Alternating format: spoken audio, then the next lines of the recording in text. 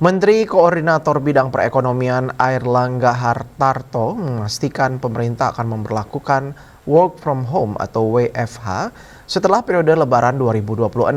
Kebijakan WFH akan berlaku 1 hari dalam sepekan bagi ASN non-pelayanan publik. Meski begitu, pemerintah juga akan mengimbau perusahaan swasta untuk melakukan kebijakan serupa. Kebijakan ini sebagai upaya penghematan energi di tengah kenaikan harga minyak dunia.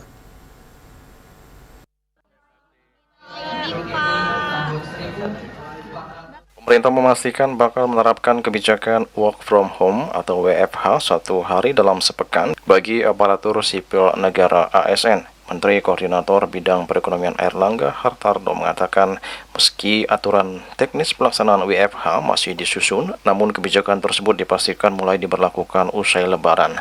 Ia mengatakan kebijakan tersebut akan berlaku bagi ASN dan didorong pula untuk diterapkan bagi pekerja sektor swasta dengan pengecualian pada layanan publik tetap harus berjalan normal. Pelaksanaan WFH juga akan dikoordinasikan bersama Kementerian Ketenagakerjaan dan Kementerian Dalam Negeri. Kebijakan ini sebagai upaya penghematan energi di tengah kenaikan harga minyak dunia. WFA akan didetailkan, tetapi sudah Lebaran kita akan berlakukan.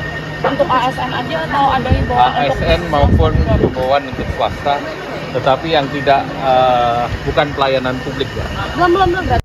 Sementara di tengah kekhawatiran sejumlah negara akibat naiknya harga minyak dunia, Menteri Keuangan Purbaya Yudi Sadewa menegaskan pemerintah tidak akan menaikkan harga BBM subsidi.